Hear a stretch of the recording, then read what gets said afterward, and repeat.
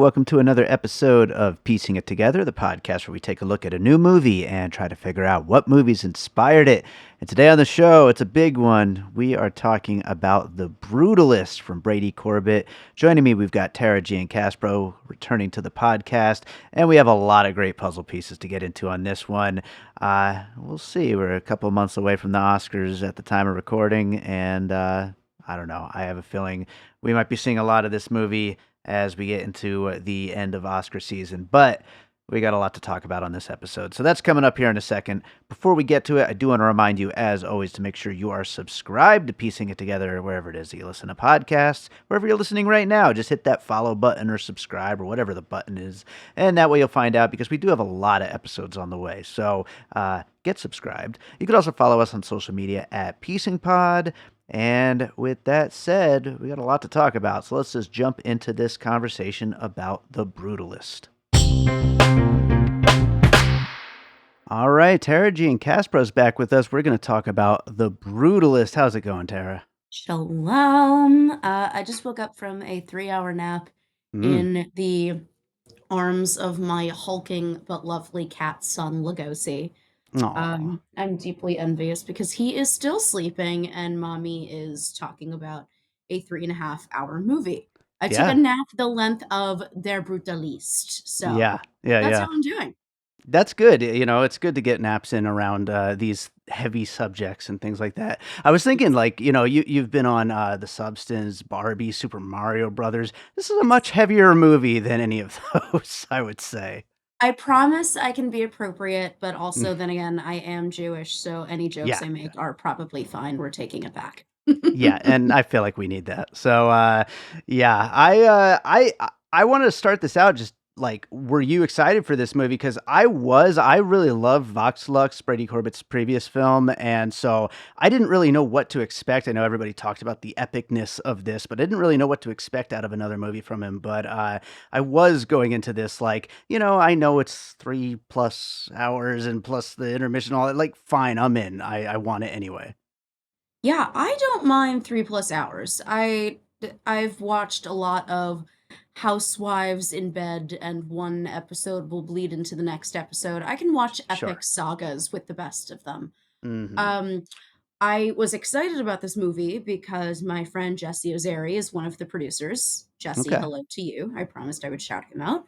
Mhm. And so, obviously, I heard that he was working on this incredible movie with this incredible cast. And Jesse has been very excitedly sharing updates with me about this movie for quite a Mhm. while now. So it was that kind of thing of, oh, yeah, obviously, I need to go support my friend's film. Yeah, Um, absolutely. in terms of I knew very little about what it was about. I just kind of went in at this point, I was like, it's a guy with a name that has a lot of accents that likes to make houses. That Yeah. was basically my take on the film before I'm gonna getting call him Adrien Brody the whole time, by the way, just to be we can safe, and call him all the Adrian Brody. yeah, That all is the his other name. characters too. Yeah, Guy Pearce, Felicity Jones. Yeah, just we go Yes. by names. Yeah. So Yes, so that is most of what I knew. It's Adrian Brody's beautiful nose and, some very bleak architecture. yes. But I was excited. I got to watch this on Christmas Day. I was sick as a dog, Mm. but I powered through. I did not even get up to go to the bathroom during the intermission Hey, there you because I'm a go. dedicated little bitch. I don't know what to tell you. Yeah. I was like, I want to watch what happens here. I want to watch that little countdown go, Yeah, can't and I miss did. any of the score, by the way. One of the best scores of the year, and it had an entire piece during that intermission. You can't miss that. So, That yeah. final choice when the credits roll. That is Mm. the one thing I was spoiled about.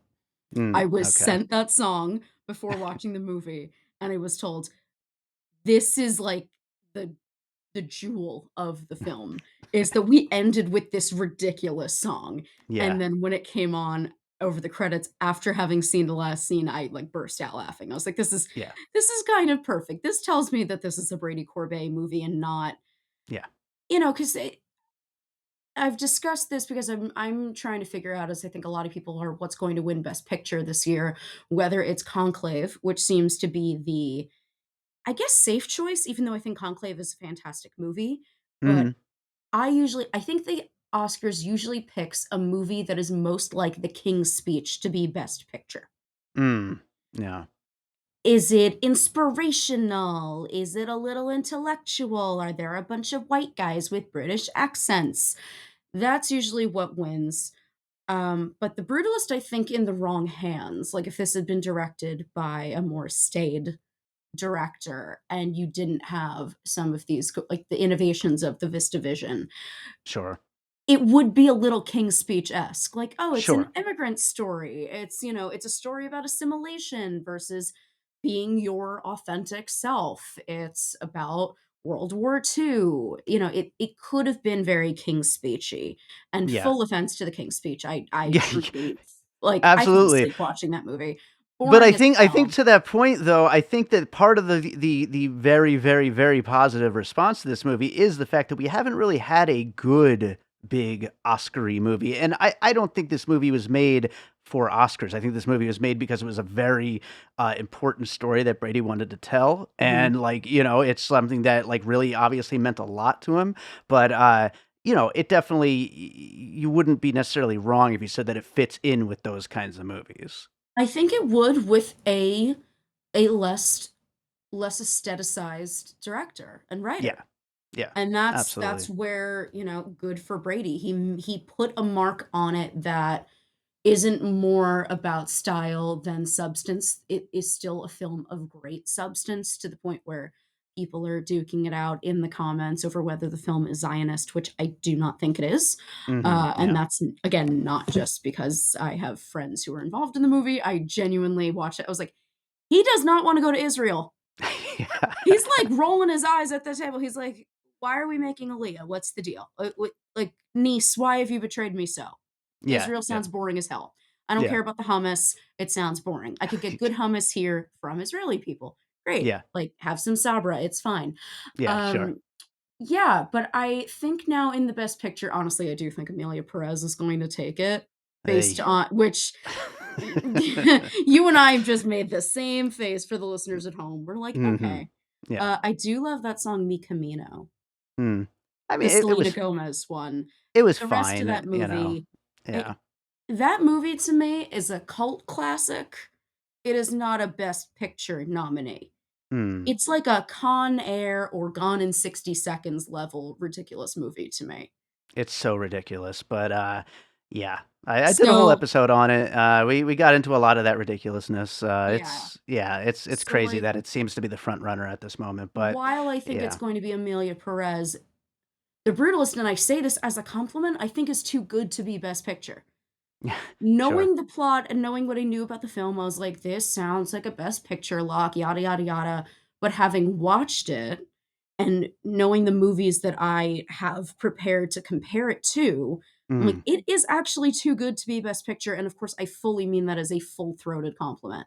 Yeah, And that absolutely. is all thanks to Brady and to Mona, who also wrote the film, and Yeah. again, it could have been at every turn, "Oh, inspirational," and instead you have, Joe Alwyn and his little pube stash and some really great casting turns and some unexpected musical stings and how beautiful it looks, and even how beautiful it looks is so subversive because, again, it Yeah. could have been made in that sort of King's Speech sepia, Sure. and that would have been an easy choice, and instead because this movie to me is a movie about the making of the thing. And Mhm. most of the films that I have listed are about the making of the thing, and the thing is different, but it all comes down to yes, this is sort of an allegory for filmmaking, but Sure. ultimately, this is the story of every artist. Laszlo Yeah. Toth is an artist. Yeah. And I think Brady's choice to deploy the Vista vision is his rebellion in the way that Laszlo rebels by having a new style. And again, a lot of the movies that I have here are very meta. So Mhm. that quite fits. But yeah, I think it's a better movie than I was expecting it to be, far and away. Right on. Well, let's start getting into some of those puzzle pieces. What do you have for your first one? Babylon. Okay. So Let's I kick it right off into the movies about movie making. yeah, I am famously a La La Land hater. I do not understand the film. I'm like, okay, you've got Ryan Gosling. Yes, love Ryan Gosling. Everybody go watch The Fall Guy. It's probably my favorite Gosling. You have Emma Stone, who's great. I'm really Mm. enjoying the work she does with Yorgos. Great actress. I voted for her in the Search for the Modern Partridge Family show on VH1. So, like, I'm allowed to say that I'm a La La Land hater because I literally got that girl cast on the Partridge Family reboot that they did in like 2003. Let's just lay that out there. Let's lay Right that on. out there. I Wow. was a Leland Grant That's Prussian girly who did vote for Emma Stone. So, uh, but I loved that's a good Babylon. fun Actually, fact. yeah, people don't know that about her, and I'm like, I remember Miss Emily Jean Stone singing her little tushy off on that stage in Hmm. a long dress with jeans underneath, because that's all women by law were, like, required to wear that. That was our, like, gulag-esque outfit that we all had to wear, a long dress over jeans for Yeah, no yeah. reason. Sure. But I Hmm. love Babylon so much, Damien's other film, that I have a framed print on my wall that I'm looking at right now Nice. that says that's what the degenerate fucking animal from Jersey does. Because I obviously, the second that Hell Margot yeah. Robbie said that line, I went, "Oh, me, that's me." Yeah. Like, Yeah. the Who Sure. Wants to Go to the Four Seasons baby? Me! Hmm. Like, that was me. I felt that in my Hell yeah. bones, especially because I watched the movie while sitting in the comfort of my own New Jersey home. Mm. But yeah, again, there is a leaning into an aesthetic that did not have to be done. The score for Babylon is tremendous Oh and yeah. so frenetic and orgiastic, and you could have done a bunch of come away with me Lucille ass public domain music if you wanted to make this a more King's Speechy type movie. And Yeah. instead you basically inserted what Luca Guadagnino did in Challengers, this intense score that is almost its own character. Yeah. And Yeah. I would say the same thing about The Brutalist. Yeah. Here you have an interesting story that is aided by a score that's its own character and a visual aesthetic. Your LUT is its own character in the film. And as I was watching this, I was like, this would be a good and, I mean, desperately long double feature with Babylon. Yeah. No, I think it's a great one to kick it off with, and there are a lot of parallels here. Also another thing, we are recording this. I mean, obviously, it just had a huge night at the Golden Globes the Yes. night before that we're recording this, and certainly cinephiles are loving this movie. But this hasn't come out in wide release yet, and I really am not 100% sure what general audiences are going to think once this comes out. If this is just going to be a critics and cinephiles kind of thing, or if it's gonna really kind of take everybody. And, Babylon famously just did not connect with people. So it's like, I'm really curious about that. But they're also just big movies. They are taking the medium of film and just going about as big as you could possibly go with it. And that's something that is just so impressive about both movies and just awe-inspiring. And I hope I get to see The Brutalist again on the IMAX, or I mean, we're not going to get the 70 millimeter here in Las Vegas, but just in some kind of huge format like that would just be amazing because that's how you want to see a movie like this. How did remind me, there was another movie about film that came out the same year as Babylon. Do you remember what I'm talking about? I felt like it was Uh, Babylon versus another well, there was movie about film.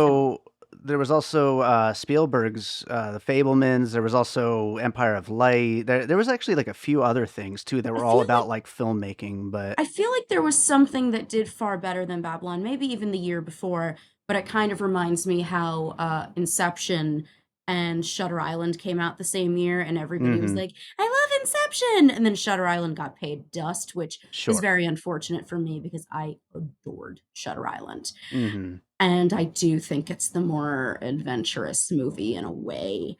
Uh, because it's real dark. Inception is not as dark as Shutter Island and Leo Yeah. standing in that goddamn lake. Let's Yeah. just. And so yeah, I think The Brutalist again, it compared to Conclave, which is not thematically similar in the slightest, but No. yeah, it's the more risky movie. And it wouldn't surprise me if it were to go the way of Babylon, Yeah. where also, I mean, A24 put it out. This is not a Marvel popcorn movie. Like Sure. I don't think they're worried about money because they are making this as a serious jump into the awards fray. Like now they are getting to the point A24 where they are an established awards contender, Yeah, but yeah. what they did last night really says, "Hey world, here we are." Like, "Hey Yeah, yeah. Mr. Ornstein, here I am." Absolutely. And Absolutely. it's well worth it. So yeah, I don't think it's going to hit with the public. Also, a lot of people are like, "I just want to watch a 90-minute movie." Yeah, yeah. Like, I've seen people say The Brutalist is long. I'm like, "Okay, I watched that movie for 3 hours and it flew by to It me." does fly by. It It absolutely does. And flew by. yeah, it really And, like, does. and considering it flew by, and the whole time I was like, "When is Alessandro Nivola coming back?" The Sure. whole time. Yeah. Activated my, like, anxious attachment to Mhm. the extreme. Because 'cause I'm like, "Where's Alessandro? Where is Yeah. he?" He doesn't come back. At one point, they're like, "Oh, I'm going to see him," and then we don't see him. Yeah. Spoiler alert, I was big mad. That's my only If you miss him, you could always go watch Craven because he is great in Craven. I need to So, watch Craven because yeah. Aaron Taylor Johnson has Yeah. long been the love of my life. Yeah. Everything about Craven is great. It's just a bad movie, but like all the little pieces are really wonderful. So, Yes, that's how I want them to put that on the poster. yeah. Everything is great, dot, dot, dot, bad movie, half a Yeah. star. No, I Absolutely. will be watching Craven from the excitement of my own home where I can, like, Perfect. hoot and holler and throw my panties at Aaron Taylor Perfect. Johnson on the screen, and that's just the way it's gonna be. Sounds But, like a plan. I Yeah. mean, even with the Alessandro Nivola thing, like, he shows up for 40 minutes and then he dips, Yeah. and then you miss him the rest of the movie, kind of, even though Yeah. he wound up being a dick. Uh, but that's the way life works, baby. Like, sometimes Mhm. you wind up meeting an Alessandro Nivola, and you're like, "Oh, yes, Yeah. save me." And then he just leaves you behind, and you're like, "Well, Yeah. fuck, what did I do?" And Laszlo is spending the whole movie like, "What did I do to Attila?" Yeah. So, that thread is going in the back of his mind. Like, should I have been more of an assimilative type like Yeah. Attila Yeah. and Attila's wife? Yeah. But yeah, to me, this was Babylon. It again, I don't think is going to be hit with modern audiences who want a 90-minute movie. There was that whole Pete Davidson rap on SNL about a short movie, and then Mm. Netflix actually wanted to develop a short film, like, category for Kill me. streaming. And Just kill also me. now Netflix wants to develop, as, this article came out, Netflix wants and is telling its new filmmakers to I have saw people that. describe what they're doing in scenes. Like, "Yeah, well, it's been really hard cooking this souffle that I'm making right now." So you Yeah. can watch Housewives while you're also, like, watching weird porn on your phone or whatever the fuck you're I'm doing. not a religious man, but thank God for people like Brady Corbett doing stuff like this instead of stuff like that. Like, Yeah. Yeah. seriously. I mean, I really, again, for 3 hours, I sat there, didn't, and I don't take my phone out in a theater. Yeah, sure. I watched Amelia Perez, for example, at home, and Mhm. even if I had been in the movie, I would have been like, "Is this fucking over? When Yeah. is this fucking over? Just taking Why a little is sneak peek. why Yeah, is yeah. Selena Gomez saying pinche like that? Like, why is this not fucking over?" Because I paused that shit like 73 times. Yeah, I yeah. got a little snack. I got another Snapple. I went to the Mhm. bathroom. I, like, did my Duolingo for the day. Amelia Nice, Perez nice. is a much shorter movie. And you would think, again, it's so weird.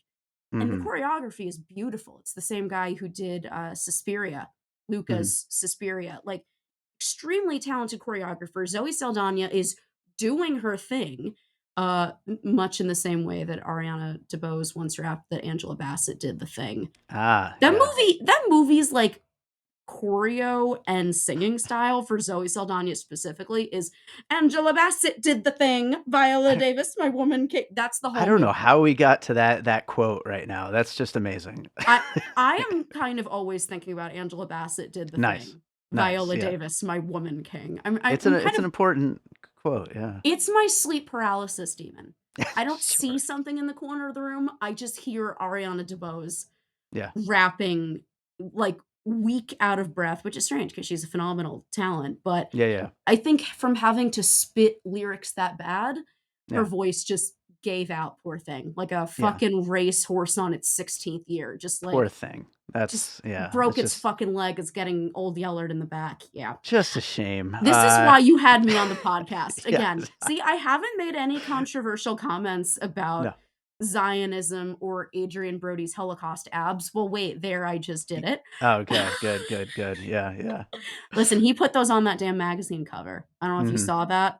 His, like, No. one awards campaign thing was that he posed shirtless on a magazine, and I'm like, as Nikki Glaser said last night, two-time Holocaust I survivor love Adrien that. Brody with his abs, which again, I'm Jewish, I'm allowed to laugh, like, I Yeah. I got the family records at Link to prove it, I'm allowed to laugh at that, it Yeah. was a good joke, That was a and really good he yeah. received it perfectly, God bless him. Yes, But absolutely. so in I short, David, yes, Babylon yeah. Babylon, good piece. I will jump on to my first piece then.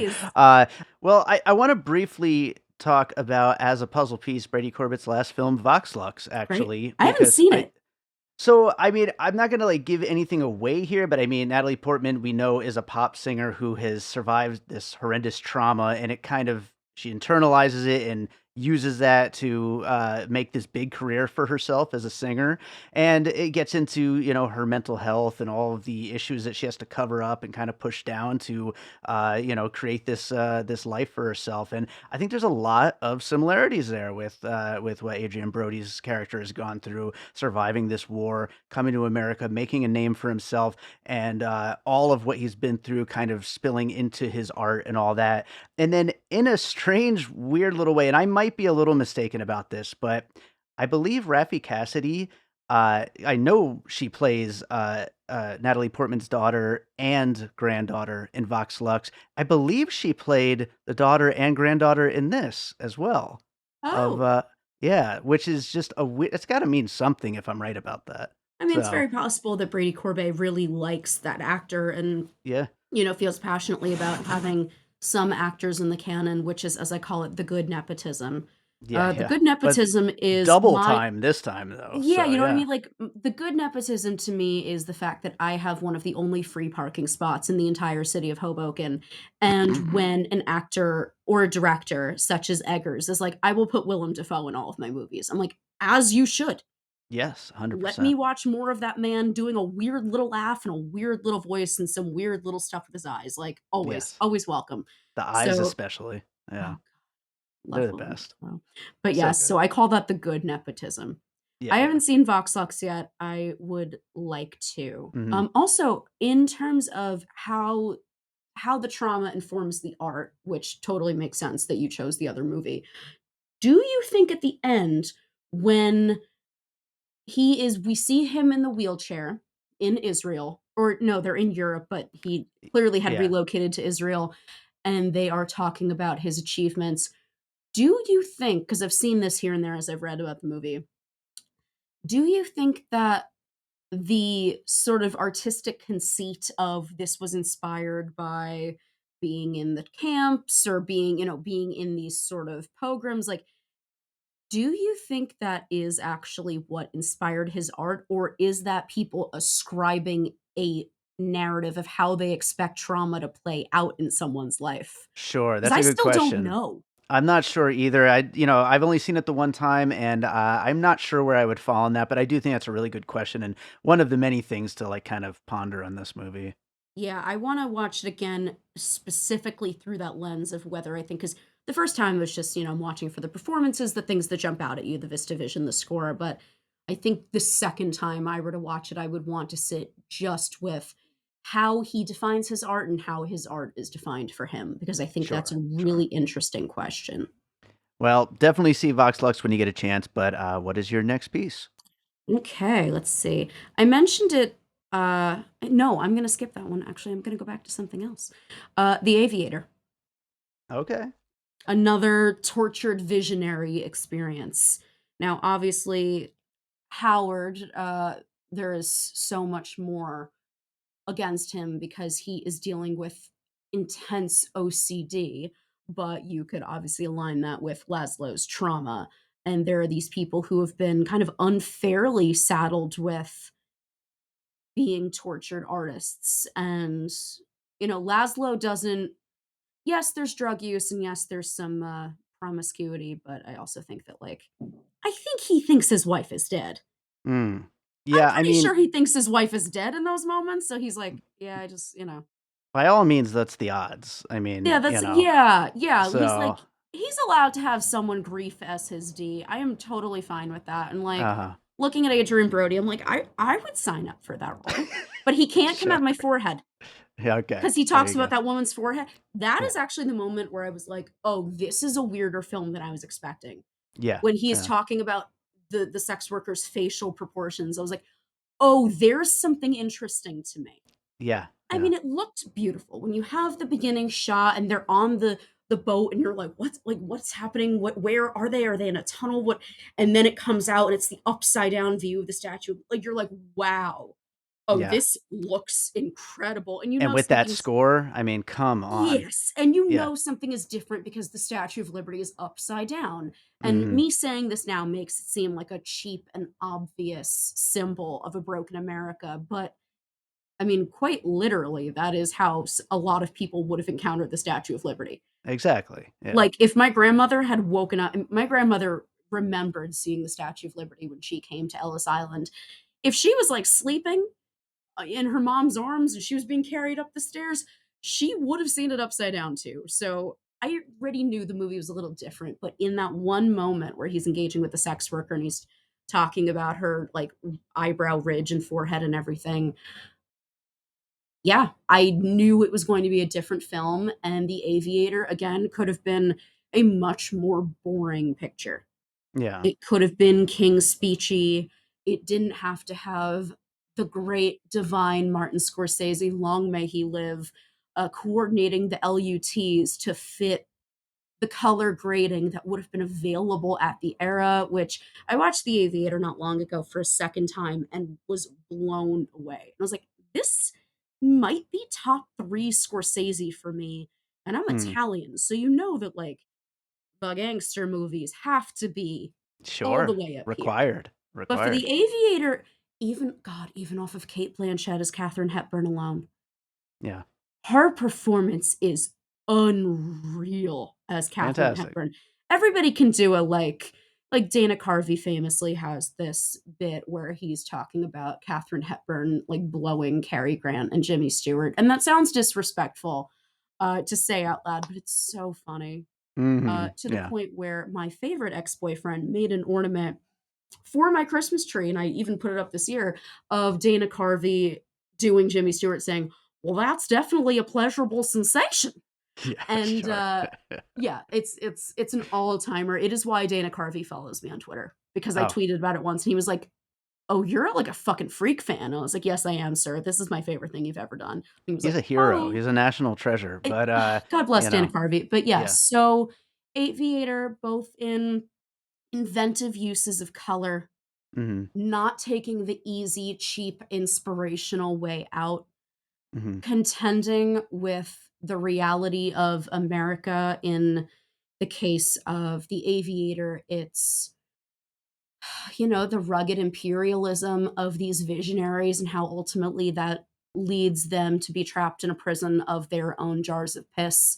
Mhm. Sure. Yeah, and just the sort of psychological ramifications of being great, and I don't mean that in like a Elon Trump way. I said Elon Trump, which is interesting, that was a It's the very same Freudian yeah, slip, but yeah, yes, same in that thing. Elon or Trump way, Yeah, where they're, to me, not great, they are just rich and weird, but yeah. when you talk about someone who has dealt with oppression or trauma or mental illness but has still managed to be this innovator. Although I kind of feel like Howard would probably possibly vote for Trump. Mm, Like a nah, celebrity president. I feel like no. Howard would be like, yes, I'm voting for like the celebrity president. But I don't need to disrespect that dead man and his jars of piss. I don't. Yeah, we could just hope Um, not, but, I can no, just hope not. I would say also to this piece, which is a great one, I think the scope of what is essentially a story about this one person and their struggles, but bringing in everything into it, and we're getting in The Aviator, like, all of that era of Hollywood and everything Yeah. that goes into it. But whereas essentially, at the core, it is just about this person. Same, you could speak for the Brutalist in that it's essentially about this guy and his entire story, but you get everything about America kind of added in there. I'm just going to jump right on top of that with another puzzle piece, Yeah. which I think kind of fits in with that really well, and that's There Will Be Blood, Paul Oh Thomas God, Anderson. yes. I mean, talking, cinematography, I mean, forget about it. Like that, I think has to be like an actual influence here, I would imagine. I mean, as far as just these just incredible shots of just what is possible, really, it's just insane what he does with the camera here. But then telling a story of just this gigantic rise and fall of just this epic person who has just done so much and focusing in on all that craftsmanship and just what he was able to accomplish in his lifetime, and both fictional characters that are based on kind of a composite of various people, but then just filling every scene with just incredible production design, sound, score, all these things we've been talking about so far. I think that they are definitely movies that belong together. And I mean, it's not like I haven't seen that comparison made. I think a lot of people have been comparing it to There Will Be Blood, but I think it's definitely an apt one. You are so right. And also, the thing I love about your choice is that the same applies here with the Brutalist of not choosing a lazy avatar.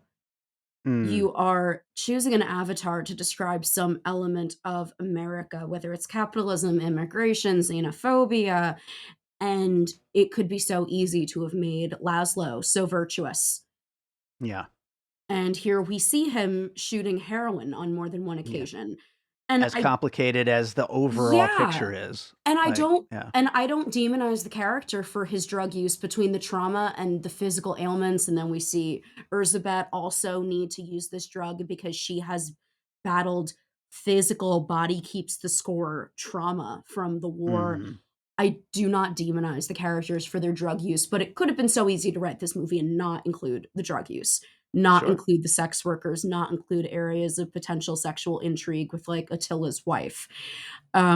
So it really does not choose a lazy avatar at at all, at all. Also, what you said about the cinematography, completely agree. Wish I had thought of it first. I also think that I don't think you can find a cinematographer working today who does not take inspiration from the great Bob Elswit, who did There Will Be Sure. Blood.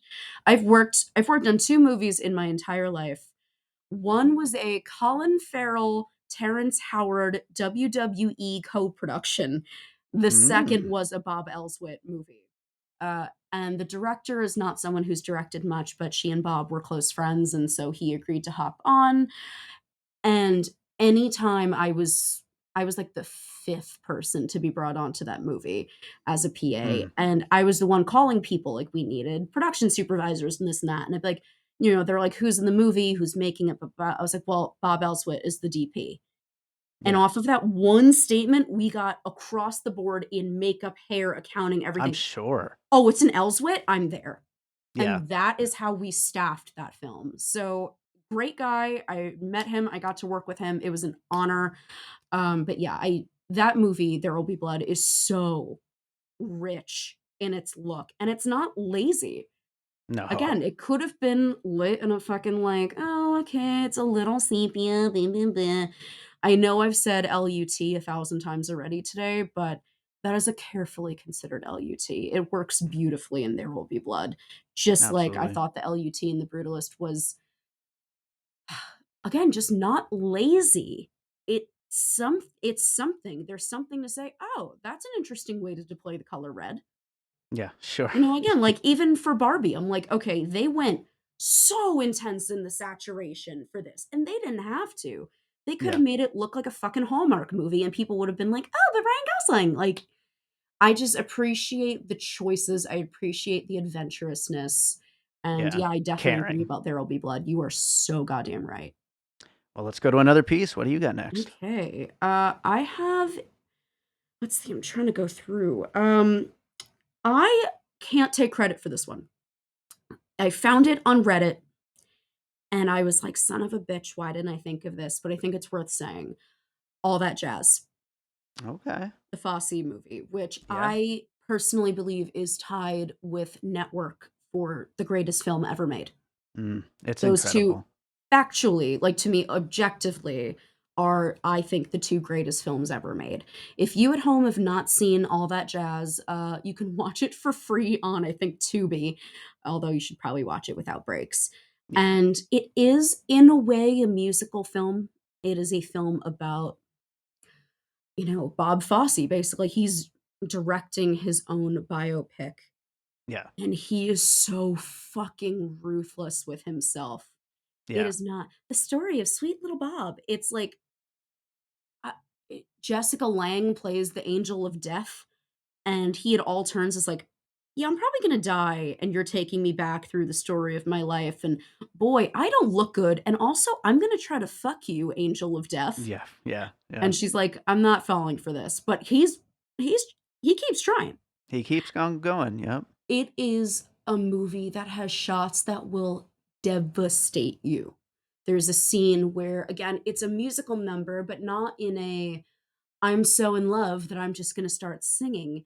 It's because the subject of the film, its Avatar, is a choreographer, a Right. director, a writer, a dancer himself, and there's a scene where they have Roy Scheider, love of my life, Roy Scheider, in a hospital bed, and they have these showgirls with these giant feathers around the hospital bed. The hospital bed is propped up, and there is this halo of feathers around the hospital bed, and it is a visual played deliberately for laughs, and boy does it get it. It's a dark laugh. Sure. Sure. 'Cause Yeah. he's, like, comatose being Yeah. Yeah. told that he's on the way out, and it's I mean, it again, I need to watch it soon. I have a framed still from the movie. I bought, like, a lobby card from when the movie came out, and it's framed in my bedroom because it's a masterpiece That's of a awesome. movie, but It really is. it's Yeah. about that torture artist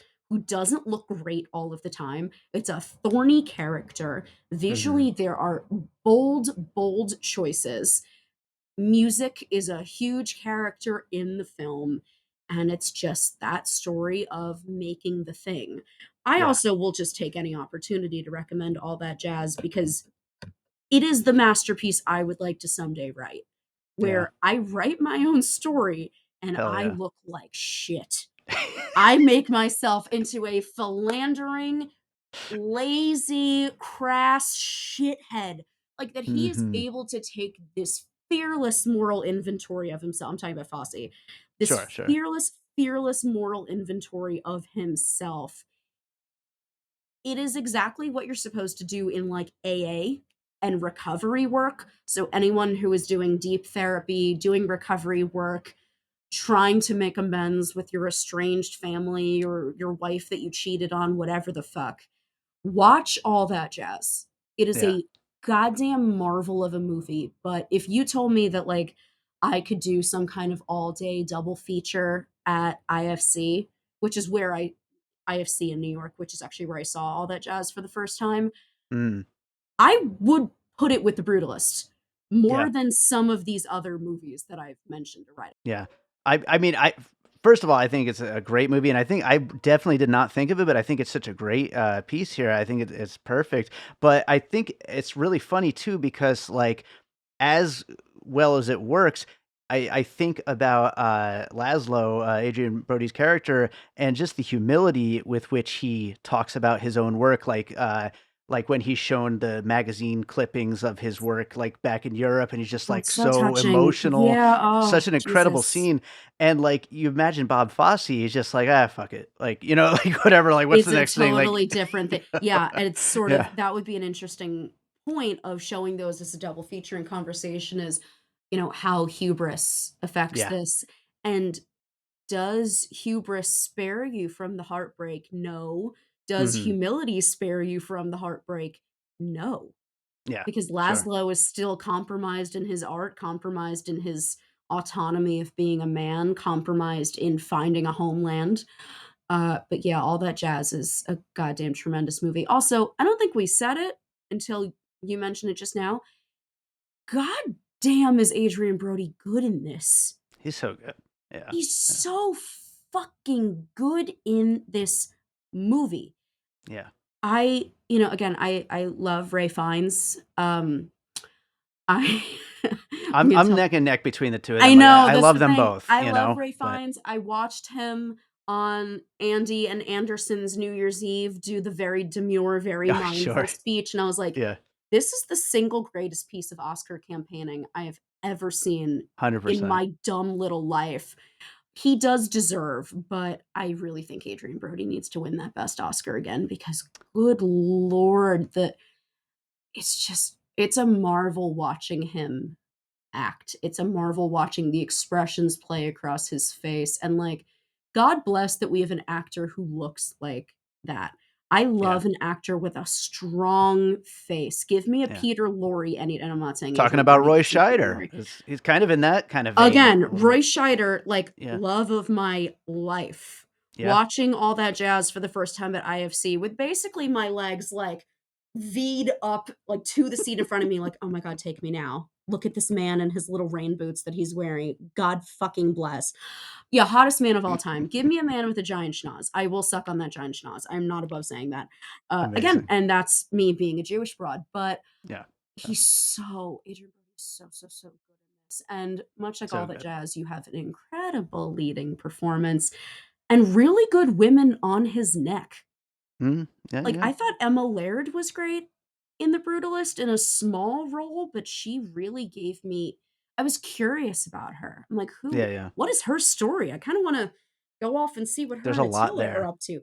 How did Yeah. she, who seems so waspy, right? Because she seems like a very waspy character. How did Sure. she wind up with an immigrant man? Because at the time, that would not have necessarily happened. Attila would have wound up with someone who was in a cultural enclave. Mm. So is it that he assimilated so quote unquote well that this character and probably her parents were like, yes, we approve this match? Right. Right. Or is she of a certain rebelliousness? Is she of a certain fallen station? Because again, the reality of the film, and this film does not shy away from that, is that you really have to assimilate to find success in this America. Sure. You Sure. know, Absolutely. Laszlo aligns himself with Guy Pearce, a very, you know, I forget if they talked about the family history, but that guy gives Mayflower. Like that's a Mm. Mayflower-esque family. And then Sure. Attila is married to this Mayflower-esque woman. Maybe she's Mm-hmm. like Dutch, but that means she's only been here for like 300 years versus 400 years. Like, you know what I mean? Mm-hmm. Sure. Sure. But that story is so interesting. Felicity Jones, this is the only time I've liked her in anything I've seen her in. Hmm. Um, I That think. character Yeah. has balls. Urzabet to me has fucking balls. Like that final scene where she's being dragged on the floor and convulsing, and again, like not something that in any way is played for laughs, and nor did I look at her with pity. I'm like, oh, this bitch is going out fighting for her man. This is great. Yeah. What a character. And she is on her husband's neck the Yeah. whole Hundred time. percent. 100%. Yeah. So yeah, in that way also all that jazz, because again, for the people who haven't seen all the jazz, and you really should, there are women throughout the film constantly, an ex-wife, a current partner played by the great Anne Ryan King, his young, precocious, brilliant daughter who sees through all his bullshit, and the angel of death that are Mm-hmm. on this man's ass. And Yeah. The Brutalist has a bit of that. Absolutely. Well, I only have one more piece, and I know you said you have a bunch, so why don't you go to some of those little ones that you said you were going to mention? Okay, so and I have a couple of little ones, like a very stupid one that I put in is What We Do in the Shadows, the TV Okay. show, because All of right. all of the Laszlo. Like I just heard Nandor sing Laszlo like the I whole love it. I love time. it. So that's a Yeah. very stupid one that I can now cross off my Good. list. Yeah. Put it on. Um Yeah. I actually I'm going to do something a little different. I'm going to Hmm. tell you the ones that I have left and I want to see which one sparks joy for you. Okay. We could do that. So, the finalists that I have are Asteroid City, Okay. Eight and a Half, Okay. Inglorious Bastards, Hmm. Inception, Whew. Neon Demon, and The Disaster Artist. Well, I mean, how could I not ask you about the Disaster Artist, please? I mean, I think Asteroid City and 8.5, I 100% know where you're headed. I think with some of Yeah. those others, definitely, but I need to hear Disaster Artist. So, As I was preparing for this podcast, I Googled films about tortured artists. That was uh-huh. something that I Sure. was thinking. And that's where All That Jazz came from. Neon Demon came from this, which is interesting because it's one of the only movies that we've mentioned with a woman. I mean, Vox Lux, yes, but this is Yeah. the only other one that has a woman as the protagonist. And Disaster Artist came up, which again, it's a looser Hmm. adaptation, but it is still sort of this sort of European Slavic is not the correct term, but that sort of European block of like Yeah. closer to Russia than to Portugal. Let's just say Sure. that. Yeah. And navigating the American experience. And there is something as I talk out of my ass right now, I do realize that we really don't know We have no Tommy clue. Wiseau's artistic intent. Yeah. We No, we don't don't know know. anything, period. Not just intent, but Very anything. little. That is Yeah. super not his real name. I know that Yeah. for sure. I've Yeah. been in the same room as that man one time, and he wore 6 different belts, and not a single one was woven into the bands of his jeans. He's I'm amazing. not I saying love him. Laszlo would do that. Laszlo would probably only wear 1 belt, and it would Sure. be woven into the belt Yeah. loops of He, his yeah, he's got a pants. lot of humility, that man. Laszlo doesn't So, seem like a yeah. jeans guy either. Yeah, Tommy sure. Wiseau definitely like a Chris Angel acid wash jean type. But Hmm. with the Disaster Artist, there is still that question of, are we defining this person's art and artistic intent without their consent? Mm, And that is a interesting. question that is a sort of rewards you for deeper viewing of the Brutalist too. I love Are it. we saying that, he makes the cross in the movie, and that's a beautiful visual image that we get of him creating bands of light that can create a cross Yeah. in the chapel of this space. And it's interesting because he's Jewish, Yeah. and we could say that that's him making a money move only, and it's a very Sure. cynical thing. We Yeah. could say that it is him remembering the experience of seeing the Statue of Liberty upside down for the first time Hmm. and forcing visual perspective that reminds Yeah. him of other things. And it's not a cynical choice. Yeah. Maybe. And are we and is his niece, are we defining this man wrongly? Because he is sort of entitled to his secrets. And Hmm. given the trauma that Laszlo has experienced, and I very firmly believe Tommy Wiseau has also experienced, like, that is a story of famine and discomfort at the very least for Mr. We Wiseau. might hear it one day, We might hopefully, hear it but one day, and yeah. I have a feeling there is darkness and poverty there. And like I give that man a lot of grace. I really do. Yeah. Like, I don't know why, but I have a lot of, I wouldn't say sympathy because again, I don't want to like look down at him, but I have a lot of empathy for him. Yeah. And I just hope that he like gets to have a fun day every day, Tommy Wiseau. I really do have a lot of compassion for him, but it is that thing of how are we defining this person Yeah. through our perhaps ignorant perspectives? And with Laszlo, it's not that we're laughing at him and wondering, are we laughing with him or at him? It's, are we looking down at him as an immigrant who forged his way and like, oh, wow, good for you. And Mm. the sort of patronizing bullshit of saying, Yeah. well, obviously it's about his trauma. He also went to, per the movie, a phenomenal school and designed architecture before he ever entered a place of having to Yeah. become a refugee. He might just be a really talented dude. And Yeah. that's the end of it. And we don't have to ascribe his trauma to his art. It's Yeah. just his art, especially Yeah. because architecture can be so obscure as art. Yeah. It's not a painting, it's not a song, it's walls. Yeah.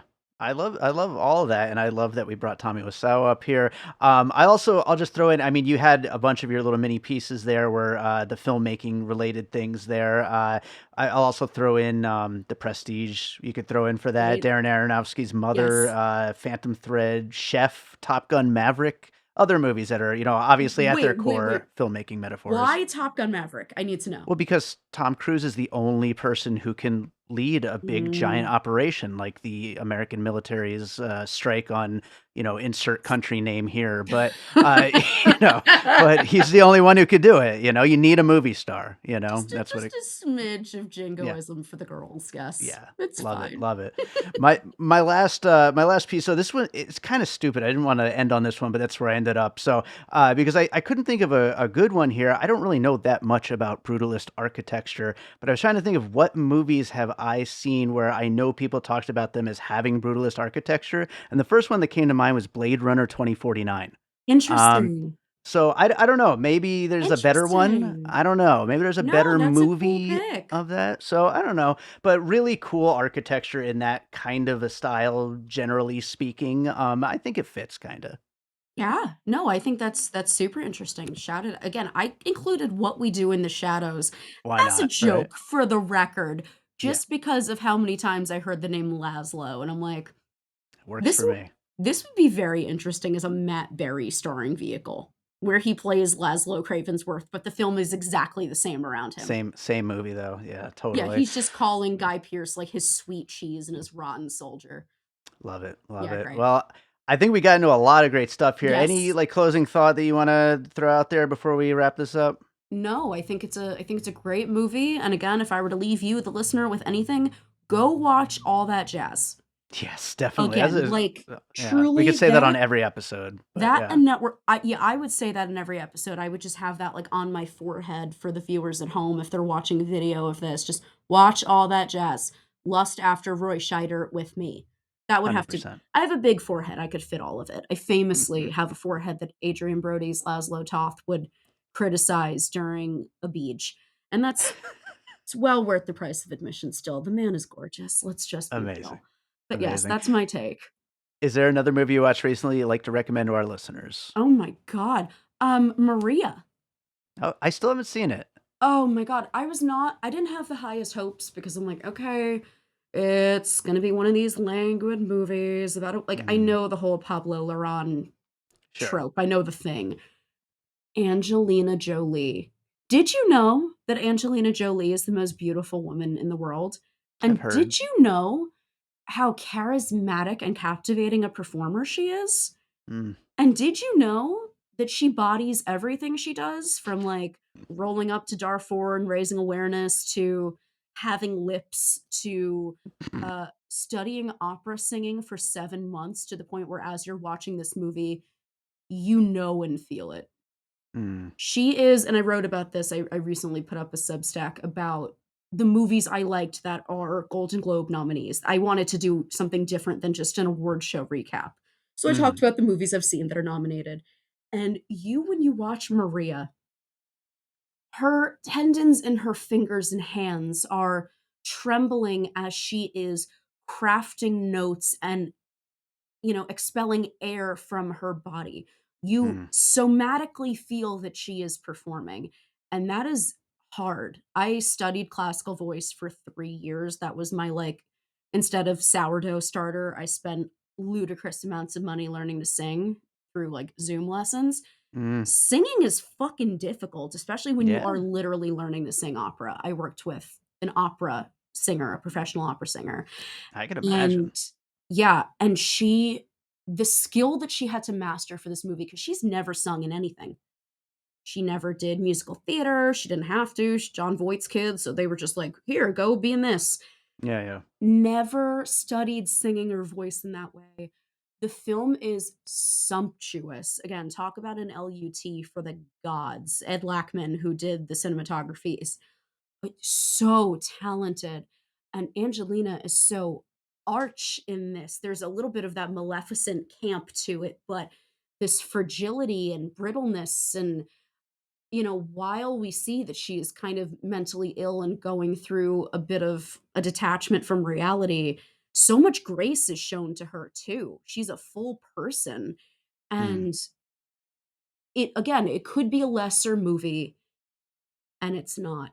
yeah. The last scene, which I saw when I was looking up clips to include in my own Substack, I found the clip that's the final scene that we see Maria Callas in the film. And I was like, it is disrespectful to the viewer and to Angelina's work that they put her final performance in the movie on YouTube and you could watch it divorced of the context of the film. You need the whole movie. When Yeah. I watched it shaken. I was shaken by her final performance Mm-hmm. and then had to immediately rewind and watch it through again because I was like, no, the first time, just the visceral emotional experience, I didn't get to really observe it. Like observing through a cloud of tears is not fully, you know, watching Sure. it. Yeah, yeah. It really is a movie that blew my damn mind. I'm not the type who loves a quiet, meandering character study as much as I don't know. I mean, I have you can't see it here, but I have an Antiques Roadhouse fake painting in my room that is just Roadhouse, but they're at Antiques Roadshow. Like, I Oh, like love a it. big dumb movie. Yeah, yeah, Maria sure. seems above my intellectual pay grade, and Yeah. yet I adored it, and I highly Wow. recommend it. I also All loved right. Queer. Like, Also haven't seen that yet. Luca I has think it's not still really playing. I think it's still playing here. yeah, Luca has not really failed me. I thought No. Queer was beautiful, and if I talk too much about it, I will cry. Okay. All right. So, Well, you mentioned the Substack, but tell people where they yeah. can find you, the Substack, everything else you're up to. If you have not heard too much of my yammering and you, for some stupid reason that you should really inquire, like as to your family tree, therapist, and God about, you can follow me at taragiancaspro.substack.com. I write a lot about pop culture, film. I overshared a lot last year. I am pivoting away from the personal oversharing and the Nora Ephron of it all, and I am doing a lot more about culture and like dumb, fun internet meme bullshit. You can also find me on Instagram and Twitter at Sweaty Lamarr. No, I will never leave Twitter. It will have to carry me out feet first. I'm in the same boat. It's the worst place in the world, but I mean, And it yet, works. here we Yes. are. Yeah. So. Maybe we belong there. I wouldn't say that you belong there. I know I belong there. So, Sure, sure. Well, thank thank you as always for doing the show, and I'm sure we'll get you back you. again sometime. Yes, please. All right, so I hope you enjoyed that conversation about The Brutalist. Thank you so much to Tara Giancaspro for joining me on that one, and thank you to all of you for listening. If you're enjoying the show, I already told you, make sure you're subscribed. You can also drop us a 5-star rating and review on Apple Podcasts, Spotify, Good Pods, Pocket Cast, wherever you're listening. Drop that 5 stars. It helps make sure that more people check out the show, and then we could keep doing more cool stuff like all the live shows I've been doing, go cover some film festivals, get some more filmmakers on as follow-up interviews, all the cool stuff that we add on to the show. The more people who listen, the more opportunities we're going to get to do it. So drop that 5-star. You could also follow me on social media at PiecingPod and join our Facebook group, Popcorn and Puzzle Pieces, where we continue the conversation about all the movies we talk about here on the show. We also have a Patreon, the Produced by David Rosen Patreon, where I post bonus and advanced content from Piecing It Together. Awesome movie year and from my music career. Lots of great stuff over there. If you want to support the show, you can sign up. Starts at $3 a month and then goes up from there for a couple of other tiers. But we appreciate you just being out there listening. But if you want to, support the show that way, that is also very appreciated. And then you get all those bonuses. So that is at patreon.com/bydavidrosen. So we got to close this out with a piece of music like I always do. And I'm getting ready to release this new compilation album called Missing Pieces 2018 to 2024, which combines the 24 songs I released in 2024 with 16 more songs for a total of 40 unreleased previously songs that I finished over the last 2 years and now kind of finish up the year, well, not the year, finish up the era, to use a Taylor Swift term, the era of 2018 to 2024, that whole 6-year span of making music. This finishes it up. And one of the tracks on there, it was from the 24 for 2024 part, is called Brick by Brick. And I think thematically that works very well for a movie about an architect like The Brutalist. So let's go with Brick by Brick, and we will be back with more Piecing It Together real soon.